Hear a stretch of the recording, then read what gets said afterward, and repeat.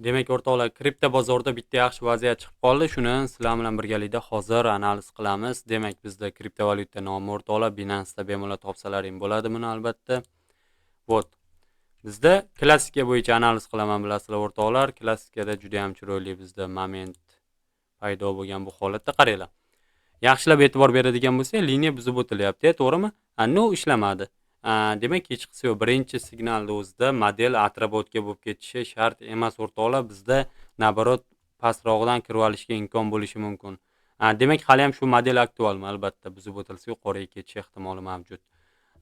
Demak, вот qaranglar. Aynan pastda отскокный zona, ya'ni mana 1 2 aynan 3-sida turibdi o'rtoqlar. Shu zonada birorta signal bo'lsa, yuqoriga ketish ehtimoli mavjud. Tushuntiradimi? Juda ham oddiy klassika. Вот bu holatda yana boshqa sabablar bor. Hozirgi moment uchun, ya'ni oddiy analiz uchun shuni o'zi yetadi. Demak, biz filtrdan foydalanamiz o'rtoqlar, filtrdan. Demak, birinchi ko'rsatib o'tiray men o'zimni ssenariyimni. Bunaqa yuqoriga ketish ehtimoli mavjud. Ya'ni juda ham to'g'ri, hozir kripto ko'p Bitcoin orqasidan hammasi qulayapti.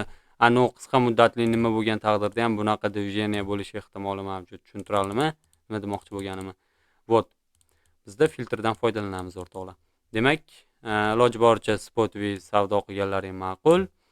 Misol uchun tasavvur qilinglar, bizda maksimumlar buzib o'tilmayapti. Demak, o'sha liniyaga borish ehtimoli mavjud. Mana ham X qilib qo'yganimga, chunki bu kuchli, ya'ni narxni tortish ehtimoli mavjud.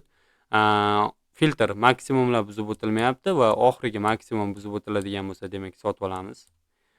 Sotib olib turib, вот, keyin agar ketsa yaxshi, xo'p, foyda, daromad. Agarda ishlamasa-chi, ishlamaydigan bo'lsa, yana orqasidan oxirgi H1dagi maksimum buzib o'tiladi-yu. Bu batdan buziladi yoki mana zonadan yoki biroz pastroqdan, uni bilmayman. Bu oxirgi H1dagi maksimum buzilishidan yana sotib olsak bo'ladi.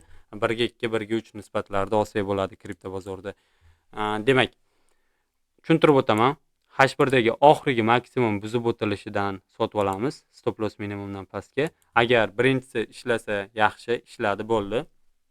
Agarda ishlamaydigan bo'lsa, orqasidan keyingi H1dagi maksimum buzilib, switch yuqorida yopilishini kutamiz. Tushuntiradimi? Yoki birinchisi yoki ikkinchisi ishlash ehtimoli yuqori. Shtobi mana shu zona demak kuchli hisoblanadi o'rtoqlar. Вот foydalanamiz albatta. Вот mana kriptovalyutaning nomi o'rtoqlar.